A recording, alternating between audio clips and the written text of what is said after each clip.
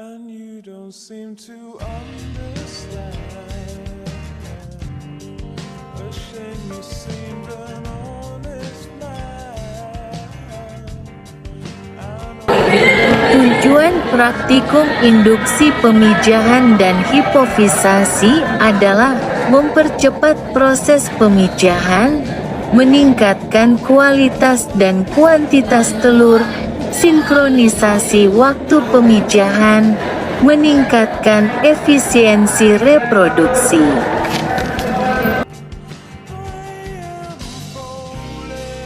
Adapun langkah-langkah praktikum adalah 1.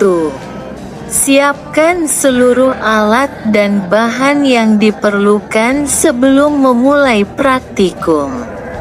2. Ambil 1 ekor ikan. Kemudian lakukan penimbangan untuk menentukan dosis yang dibutuhkan. 3. Hitung dosis hormon yang sesuai. Lalu ambil hormon dan larutan fisiologis menggunakan seringe. 4.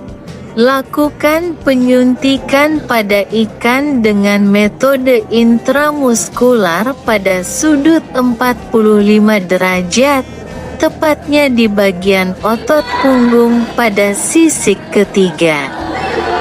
5. Setelah proses penyuntikan selesai, lakukan pemotongan pada bagian kepala ikan. 6. Belah kepala ikan dan buka bagian tengkorak untuk mengakses kelenjar hipofisa. 7.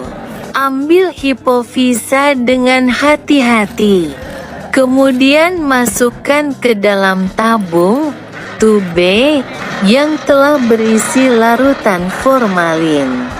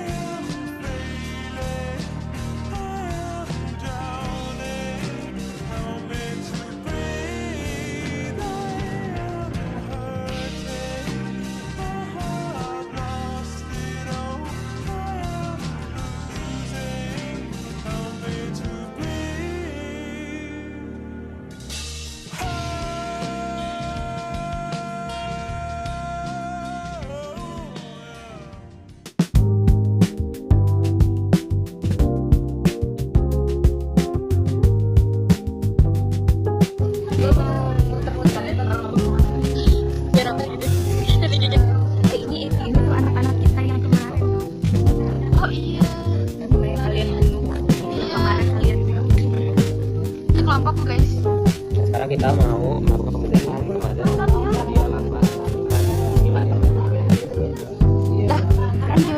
Tujuan dari praktikum sekreversal dan pengecekan kelamin metode acetokarmin yaitu untuk menghasilkan populasi yang berkelamin sama atau tunggal atau biasa disebut dengan monoseks, sehingga menghasilkan pertumbuhan kuantitatif dan perkembangan kualitatif.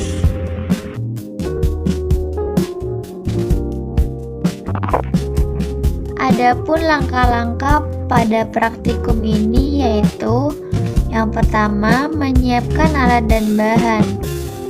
Siapkan seluruh alat dan bahan yang diperlukan untuk praktikum. Yang kedua, pemilihan sampel. Gunakan ikan yang berusia kurang dari 2 bulan. Yang ketiga, proses pembedahan. Bedah ikan pada bagian rongga perut, lalu ambil gonadnya menggunakan tusuk gigi secara hati-hati. Yang keempat, preparasi sampel. Letakkan gonad di atas gelas objek, Lalu haluskan gonad menggunakan pisau dan teteskan 2 tetes larutan asetokarmin. Lalu tutup dengan cover glass. Yang kelima, pengamatan mikroskopis. Amati preparat menggunakan mikroskop dengan perbesaran 10 kali hingga 40 kali. Yang terakhir, hasil pengamatan. Jika jantan, maka akan tampak banyak bintik dan berbentuk tidak beraturan. Ketika betina, tampaknya bulat-bulat dan lebih teratur.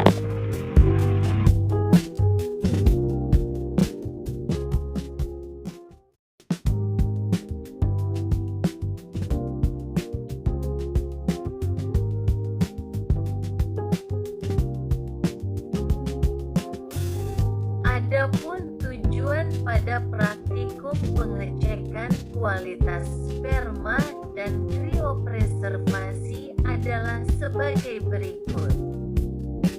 Menghindari penggunaan berlebih overpanning sperma dari ikan pejantan, memungkinkan proses pemijahan meskipun kematangan gonad jantan dan betina tidak bersamaan, memfasilitasi penyimpanan dan pemindahan sperma secara lebih efisien, mengoptimalkan penggunaan sperma sehingga dapat menekan kebutuhan dan biaya produksi.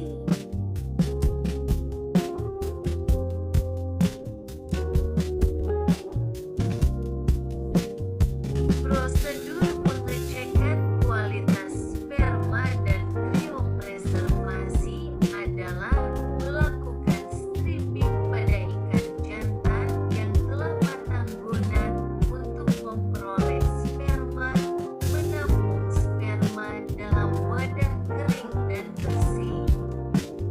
Hindari kontak dengan air, melakukan pengujian kualitas sperma awal, meliputi motilitas, pergerakan sperma, menggunakan mikroskop viabilitas, menggunakan pewarnaan fluorescin, dan diamati di mikroskop sperma hidup, tidak berwarna, bergerak sperma mati. Berwarna merah, menyiapkan larutan pengencer extender dengan komposisi ringer perbandingan sperma. Pengencer sama dengan 1:9, DMSO 10%, tanda kurang lebih 90 ml, sebagai krioprotektan kuning telur 9%, tanda kurang lebih 81 ml, sebagai pelindung membran, mencampurkan sperma dengan extender secara bertahap.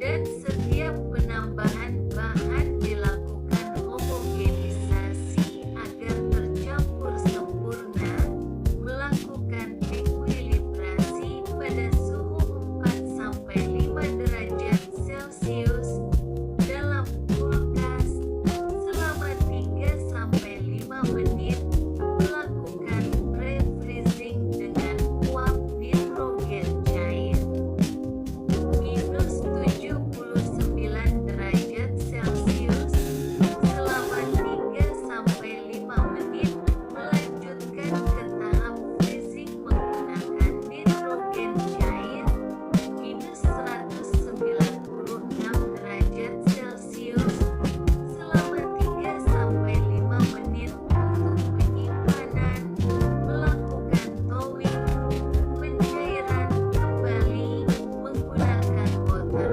bath suhu 27 derajat Celcius. Selama 3-5 menit, mengevaluasi kembali motilitas dan viabilitas sperma pasca